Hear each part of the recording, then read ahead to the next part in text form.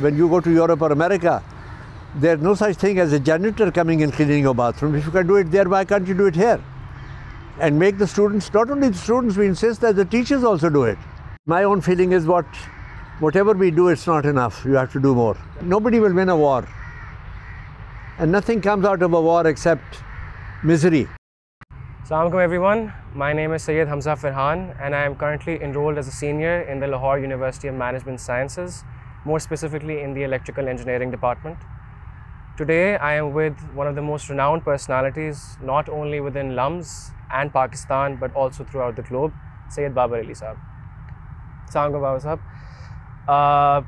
My questions are going to be not specifically from the book, but as a basic overview, because I wanted to learn all of these things as much as I could from you for my generation as well. Starting off, the idea of treating academia within Pakistan used to be something about getting to the crux of learning and actually understanding what you were going through. But today we've seen the generation divert from this consciousness to a more basic approach. How do you think the value and the importance of education and learning have changed for our generation specifically today? Well, today I think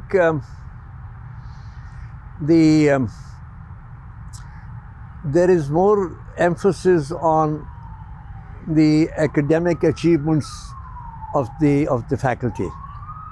In my days, which is a long time ago, I completed my university education in 1945. So it's almost 70 years ago. Yeah. At that time, what people who were selected to go into academia, it was competitive. There, just as you have the civil service examination, what you call CSP, before partition it used to be ICS. And the highest cadre of people going into the academia was Indian Education Service, IES. There was IPS, Indian Police Service. Those were the kind of services that were very competitive. But they were selected not on the basis of just their academic achievements, they were selected on the basis of their ability to communicate, their dedication to education. And education, as you know, whether you are learning or you're teaching, it's a lifelong commitment to keep on learning. When you get a university degree, that's just even a PhD degree, that is yet a step towards continuing education. You can't say that I've completed my education and I don't have to open another book. That is not the case. So it has changed today because there are many more universities today, many more colleges. At the time of partition, 1947, the total literacy in India was only 14%. And which meant that less than 2% people went to university. Today, the number is still very small. I mean, it's, I would say the total number of, the percentage of students that go to a university and complete their undergraduate degree would be between 10 and 15%, which again is ridiculous. In America, it is 50%, in Japan, it's 60%. And even in India, it's more than 30%. So, to get into education as a faculty member today is much easier. And the competition is not very much there. So the quality has overall, over the years, deteriorated. On the note of quality, sir, in your book, you described Habib Fida Ali Sahab as one of the most renowned and accredited architects of Pakistan, where you described him as a cross between a poet and an engineer. But again, you also, before appointing him the contract of LUMS, you had him go through immense international orientation programs before you actually gave him the job of designing these buildings.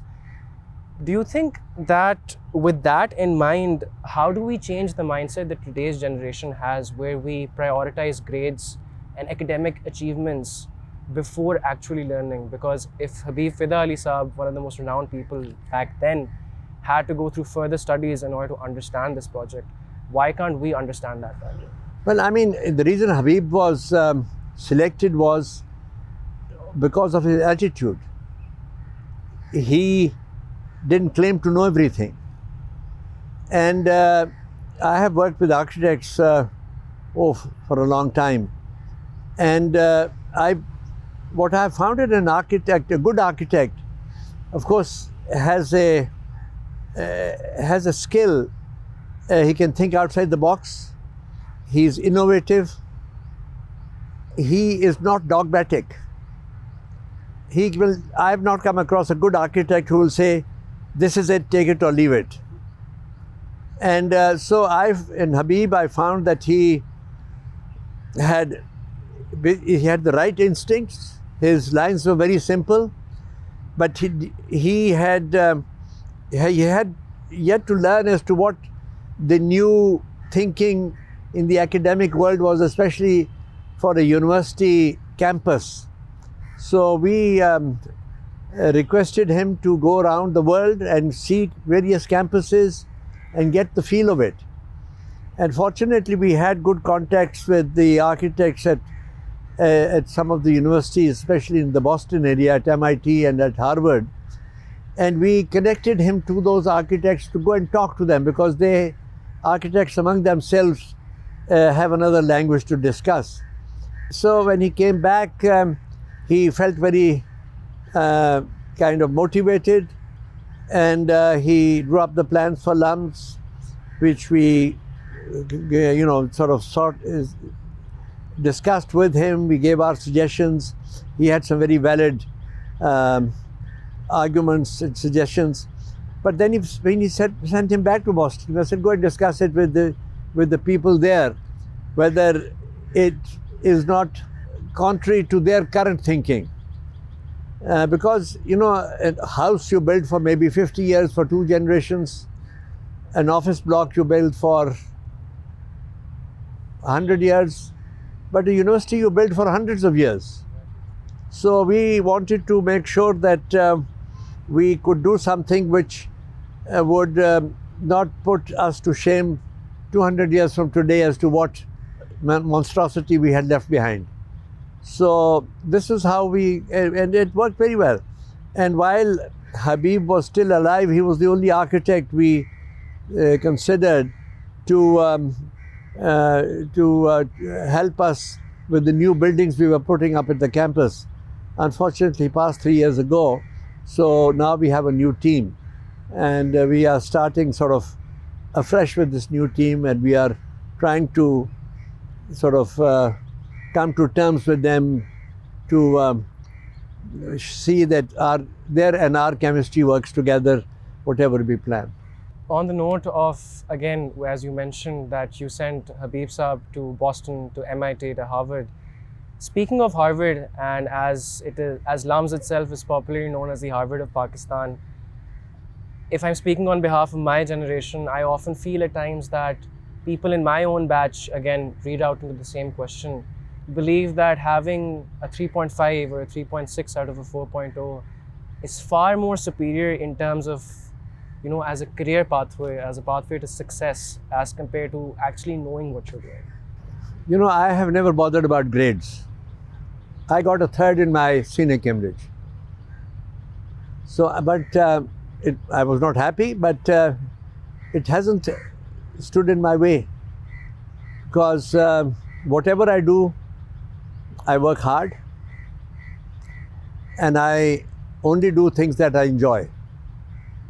And I also believe that even the best effort requires further improvement. I'm not finicky, but I'm never satisfied, in the sense that whatever little I have done, I can do better, I can do more. I think that is more important than a certificate or than a 4.0 grade average. My own feeling is that when you have left college, you've forgotten almost 80% of what you studied. But things that stay on with you is ability to think, innovate, discuss, and also what you learn is how to learn, how to seek. You should never be ashamed of asking people and telling that you don't know this. That is very important, because don't try and hide your ignorance, because everybody will know what you don't know. And the sooner you accept the fact that you have to learn, people will help you, will guide you, will support you. So you should have a very open mind, an absorbent mind, and try and see how you can keep on improving yourself.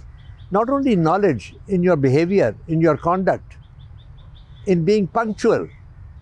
I mean, that's very important. In life, time is finite. A day that is gone is a day that is not going to come back. So make sure that every day that you live, you take full advantage of it. Right, sir. Moving on to the second question. It's one that hits more closer to home for me as well. Today in Pakistan, we see a certain type of thinking when it comes to education. People mostly feel that education that revolves around science, technology, engineering and mathematics, STEM for short, is a shortcut pathway to success at the end of the day. Not at times. And the world, yeah, technical education is important, but equally important is other aspects of learning. You know, I spent 9 years at HSN, and when I was there, Persian was compulsory, and the only thing I can recall of my days at HSN is not, you know, Tennyson or Shelley or Jane Austen that I read. It's Sadi. And I think knowing Sadi and knowing Ghalib and Iqbal doesn't preclude you from learning science. Science is something which gives you logic. And yesterday, science is already out of date today. You have to keep on adding on to it, and a fresh mind like yours should be able to do that. You know, parents try and send their children, their daughters or sons, become a doctor, become an engineer, whether a person has any aptitude or not. That again, I think, is not very wise of them, because if your heart is not in it, the best will not come out of it. We have seen it's reduced now, but at LUMS, in the beginning when we were running only the business school, you know, 1/3 of the students were either engineers or doctors.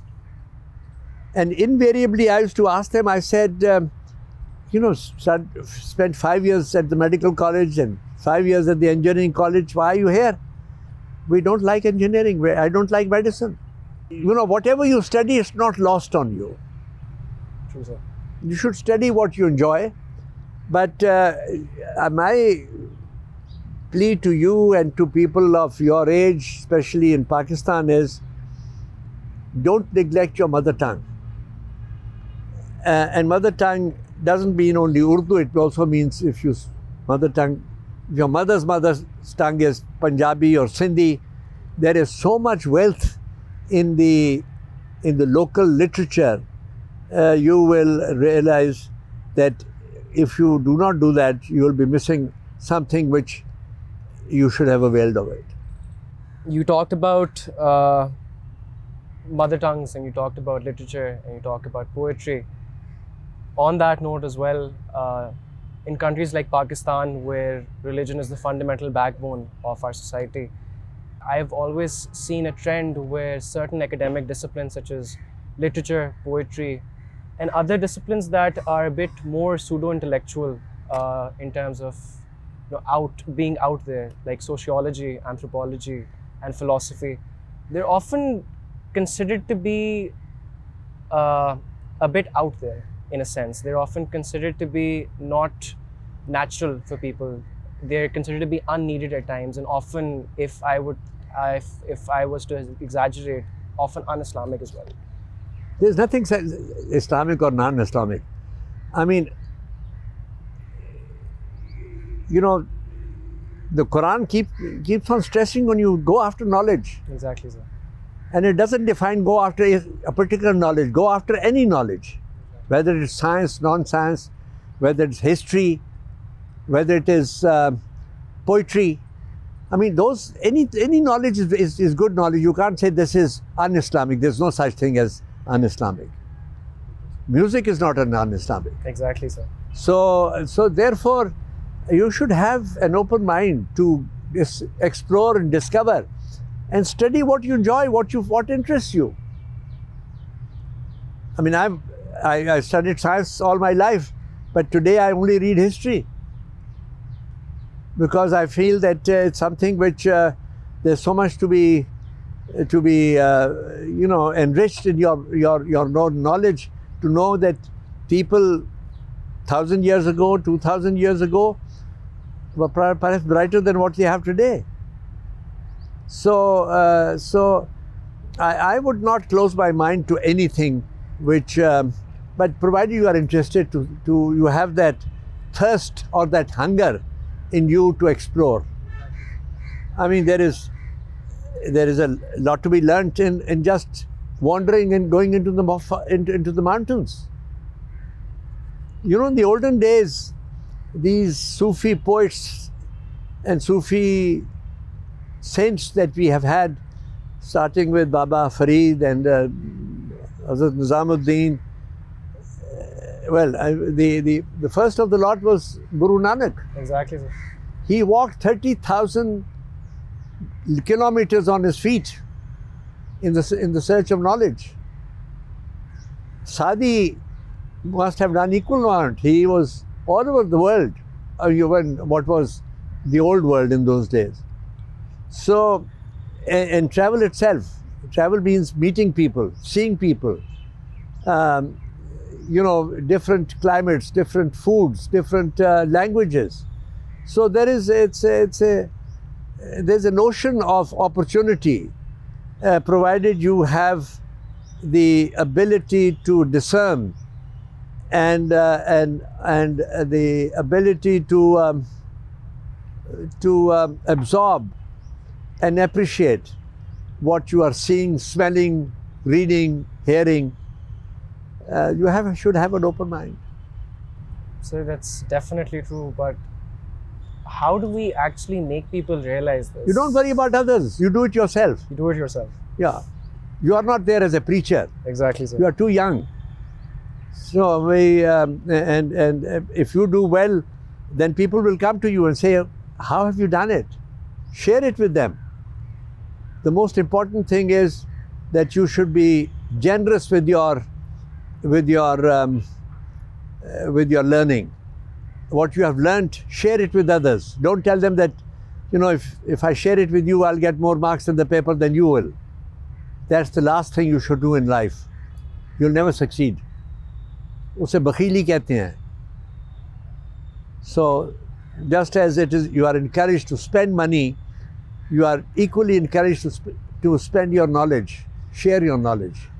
True, sir. Very, very true.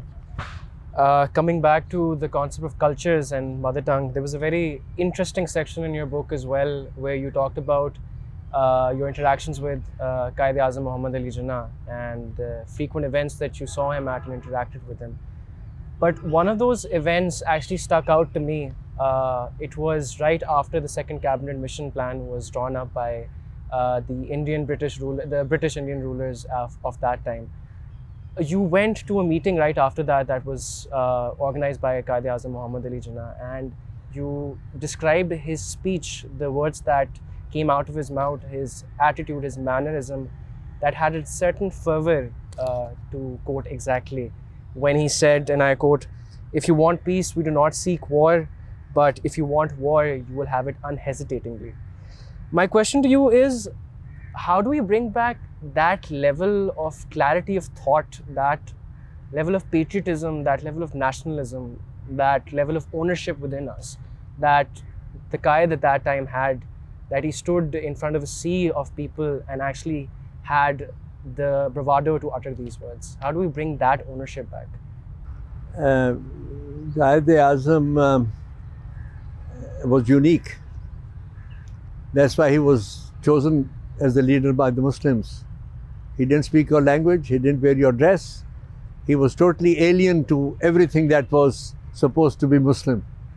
And yet people wanted him to lead you because they knew, they had faith that he'll not let you down.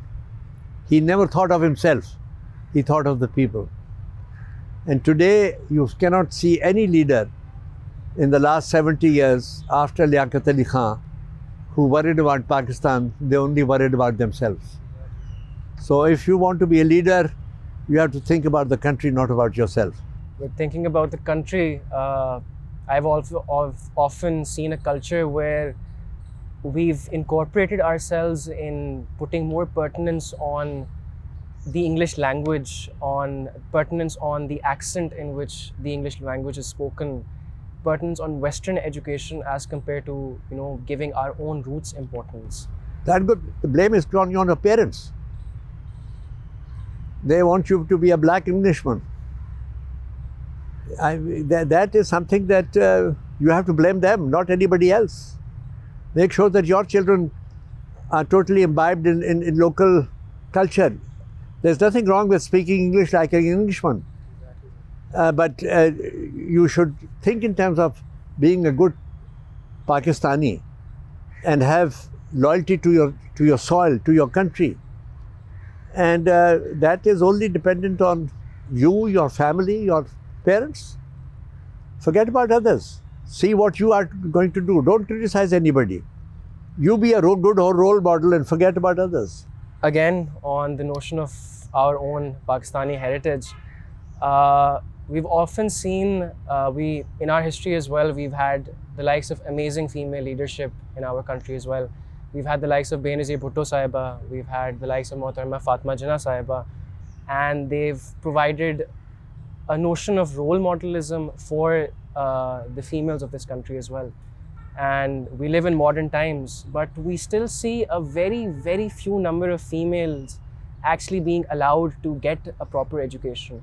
Not talking about urban areas, but talking more towards the rural areas. Yeah, well, this is something that Pakistan sadly lacks, and it's not on par with many of the developing countries, that our women are not considered an asset like a son is.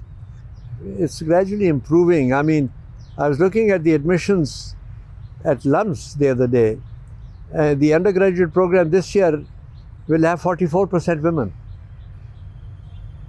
So that is not a bad move. And in medical colleges, they are in majority. So they are coming in. They are as bright, if not brighter than than men. And they are more dedicated. But we need many more. We need many more. So on the subject of female empowerment, I recently also got to know that you've opened a model school in your own village as well. And correct me if I'm wrong, I think it has over 1,000 women enrolled as well. No, but 400-500. 400-500, that's... They come from about 21 villages. That's still quite a lot. Yeah, it's a huge achievement on your part as well. No, it's not an achievement, it's an effort. But my own feeling is whatever we do, it's not enough. You have to do more. Definitely, sir. But sir, on the topic of the actual school, to discuss the actual school, the model of the actual school is a bit different as compared to the rest of the schools that you find in the immediate vicinity, in terms of the fact that the students themselves are obligated to clean up the school and clean after themselves. Yeah, they have to do that. What sort of purpose do you think that model is going to achieve? Because it means that you don't look down upon anybody. Somebody who takes a broom in his hand or her hand and goes into the latrine, he is not an inferior person. You do it yourself. I mean, when you go to Europe or America, there's no such thing as a janitor coming and cleaning your bathroom. If you can do it there, why can't you do it here? And make the students, not only the students, we insist that the teachers also do it. So this is something that, you need to inculcate this spirit that there is nothing below your dignity. You are the ones who are making it dirty. Why can't you clean it up? So speaking of role models, we achieved independence in 1947. It was a huge time, and it's been 73 years. But even throughout the span of 73 years, we've had a very few number of role models. Why do you think that's the fact in today's society? Because it's been a very male-dominant society. And Benazir got in because she was the daughter of Bhutto. She didn't get in on her own merit. And Miss Jinnah got in there because of none other fact that she was the sister of Mr. Jinnah. Nobody would have looked at either of them if either one was a daughter and the other was the sister. But where you need women who, like Joan of Arc, she was there because of her own capacity and her own ability. I mean, in India it's the same tragedy, that Indira Gandhi came in because she was Nehru's daughter. You have Khalda Zia because she was Mujibur Rahman's daughter. So you need women who would come to the forefront on their own. I mean, we had one lady here, unfortunately, she died in her prime. She died a couple of years ago, lawyer. Asma Jahangir. She was a leader. I would put her way ahead of both Benazir and Miss Jinnah, because she rose from the bootstraps herself. So that's why the education of women is very important. And I hope some of our women students, alumni will blossom and will become leaders one day in whatever they do. Inshallah, sir. But again, straying away from female-oriented leadership, let's talk about role models holistically. Throughout these 73 years, apart from not having good leaders, apart from not having holistic leaders who give back to Pakistan, we haven't really seen a majority of role models even for our generation within Pakistan. That's why where we are. Why do you think that's been the case? Bad education, bad upbringing. Everybody wanted to be rich. No rules. Cheating, lying. You get caught up. We do, sir. We do. But sir, in this air of nepotism that surrounds us all of the time, no, but you have to fight that. How do you? Well, you can do it. At LUMS, in 30 years, not a single student has got in because other than merit. True, sir. Did you have to approach anybody to get into LUMS? No, sir. Fair. It can be done. It can be done, sir. You can follow it for the rest of your life. Hoping I do, sir. Hoping I do. In most of our generations that have existed in the past 73 years, we've seen certain ideologies being passed on. If I was to be more specific, I'd say the Indo-Pak ideology of us versus them. In your book, there's another section related to Indo-Pak relations where you clearly stated that both countries can mutually benefit to very large extents if this air of exclusion would be drawn out of the entire equation. My question is, for my generation who have interacted and have seen a lot of things through social media, through the internet, how do we bring upon that change of inclusion? How do we battle this with the previous generation as well? You know, unfortunately, the air has been poisoned on both sides. You know, even if Pakistan had the best of intentions of having friendly attitude towards India, today India is very B-minded. They are very, very anti, not only Pakistan, they are very anti-Muslim because, you know, Modi has totally destroyed what I thought was real India. You know, it's no longer secular. So we are in a very, very sad and a very unfortunate situation where leadership primarily in India is much more confrontational towards its neighbor because they feel that they have the strength and they have the numbers, they have the wealth, they can walk over, a country like Pakistan, which are much smaller, and even Bangladesh, Nepal. Nepal is not Muslim, it's Hindu. Sri Lanka is Buddhist. So there is India has a very, unfortunately, a very unsocial approach towards its neighbors. We have contributed a hell of a lot in sort of influencing Indian attitude towards Pakistan, because we have been needling them all along. It didn't get us anywhere. True, sir. But I don't think it's going to be easy for the next few years, but hopefully one day better leadership will come on, certainly on the Indian side, who'd like to have good relations with Pakistan, and I hope Pakistan will respond positively. Nobody will win a war, and nothing comes out of a war except misery. So this is something that we must realize. Sort of going out of my script on that note as well, the thing that most occurred to me before this interview was that I'll be talking to a person who has existed both in the pre-partition era and the post-partition era. And I was very inclined towards asking you why this us versus them ideology actually exists. Because we saw both communities living together at the end of the day. I mean, they did have their differences.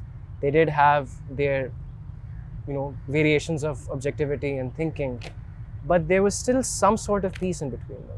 Yeah, but the peace was as a result of the fear of the British. The British themselves, if you have studied history, which now is available to us in a more true manner, it was in the interest of the British to keep the two bodies, sort of divide and rule. If Muslims and Hindus worked together, and they were thought, at one time there was a move that Congress and Muslim League should be on the same platform, but it was not in the interest of the British, because they didn't want to leave. So we were victims of this divide and rule attitude of the British. Also, I would certainly blame the majority party, the Hindus. They, because of the caste system, I mean, even within the Hindus, this thing, the Brahmin was at the top and then the Shudra was at the bottom. And we were considered at the bottom, as far as social interaction was concerned. And the real test came when, after the Government of India Act of 1936 or 37, they had some kind of a semblance of democracy, where they had assemblies in different provinces of India. And Congress had a majority in 6 or 7 provinces. And the 3 or 4 year rule of the Congress governments demonstrated that the Muslims in those provinces were very much discriminated against. And that really brought this awakening among the Muslims that we will never get our right. Mr. Jinnah was not fighting for a share bigger than what was our due. He said, we are 25%, we need only 25% share in services, in whatever was available from the government side. We wanted 25%. And of course, the Indian attitude was everything is on merit. And to them, every non-Muslim had better merit than Muslims. And also, we are partly to be responsible because after 1857, the first war of independence that the Indians had. And it was started by the Muslims, as you would know. And they then picked up on the Hindus, gave them important positions in administration. Also, in admission to universities, there was discrimination against the Muslims. That is why Sir Syed Ahmad took the initiative to set up Aligarh University so that the Muslims are not left behind. But we are partly to be responsible, and we had very few leadership at that time who would look for making sure that the Muslims are not left behind. So so there was a total unbalance of the two communities at the time of partition. The Hindus were far ahead of us, both in wealth, in knowledge, and of course in numbers. At that time as well, there was a majority section of Muslims as well who went against the stance of Syed Ahmad Khan sir. Yeah, because they got involved in Khilafat and in looking backwards. Yeah. Where Iqbal, throughout his life was urging Muslims to look forward. Exactly. We were rulers once, we were thinkers once, we were philosophers once. They won't get you anywhere. You have to see where you are today and where you want to be tomorrow. So do you think that still applies to Pakistan? Yeah, it applies to everybody. We are always talking about Muhammad bin Qasim. We're talking of, the regime in Medina. Probably there were 1,500 people at that time. So our thinking is very much not only restricted, it's constricted. One of the last questions that I have is something more meant for my own character development, because I wanted to learn this from you as well. We've read that you've met with a plethora of individuals, the royal family itself, a vast number of people in major political positions. Did you ever feel an air of underconfidence when you went and met them? No, of course you have to respect them. They are there because they are, they come from a different background, they're different stature. So you don't go and rub shoulders with royalty as an equal. You have to know your place, and you don't throw your weight around. You have to be modest. You have to be humble. You have to be well-mannered. So what went through your head before having that one meeting? So for example, in your book, you've also stated that you went to Jinnah Saab's house once and you dropped a piece of chicken from your plate. Yeah, it seemed to laugh. Exactly, yes. Sir. I mean, if I can relate that event to me sitting here right now, I stayed in my car and actually fixed myself for a proper 15 minutes before coming inside. What went through your head at that moment? There was a huge personality. It didn't bother me at all. I picked it up and put it on the plate. So no mantra before an actual meeting? No, they knew that it was, I hadn't done it on purpose. It was purely, and I was not familiar with fork and knife that much I didn't realize that when you try and carve a chicken with the skin on, it's like a gulel. So, but that nobody talked about it. Mm-hmm. Nobody even looked at it. You established an entire empire in Pakistan. You established huge numbers of opportunities for people within Pakistan, but that was obviously through meetings, through meeting people, through actually setting agendas. My two questions are, A, what made you persevere throughout the entire thing? What made you determined to actually follow through even when you were faced with the biggest hardships that you could possibly face? And secondly, what went through your mind before you entered that room to actually set an agenda? God has been very kind to me because I came from a family that had resources. I had family that had contacts. But then it was up to me how I would behave myself, how I would conduct myself, and if I had the opportunity to learn and to accomplish something, then the idea was how to scale it up, how to get other people involved in it, and how to benefit, you know, if it was industry, how to benefit your people who are employed in the company, how to make sure that your suppliers keep on supplying things to you, you pay them on time, you pay them the correct price, you make sure that they make money. You should not be the only person making money in the business situation. And you got to make sure that your customer, whatever product you are giving to that customer, he makes money by using it. We are in the packaging industry, so we are not making an end product. We make sure that the product that he puts into our package, he is able to sell well, sell more. The more he sells, the more packaging he'll buy from us. So these are things that you have to have. You have to make sure that you are a small link in the total chain of the business. You can't be the only winner. Everybody else in the chain has to make money. And people who think that they are the only one, that you are the only one that should make money, and everybody you screw up, your supplier and your customer, you won't have a customer very long, and you won't have a supplier very long.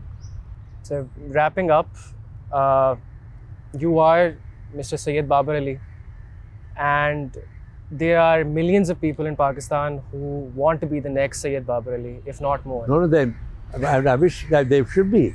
What advice would you give to the next Syed Babar Ali out there?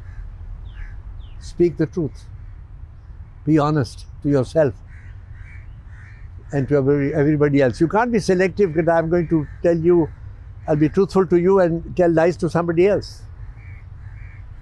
It has to be a part of your makeup, your body, your system, your brain. Thank you, sir. And you know, the most important thing is when God gives you the opportunity, and it gives opportunity to everybody to give. You don't have to be a millionaire to give money. If you have 1,000 rupees, you can give 10 rupees to somebody else. So start giving whenever you have your own income, how small it is. And I can tell you, when you give 10 rupees, the next time we want to give 20 rupees. Don't hoard money. It won't get you anywhere. Hoard knowledge, but don't even know, hoard knowledge, share knowledge. See other people can benefit from your knowledge. Thank you. Okay, nice talking to you. Same here, sir. Thank you.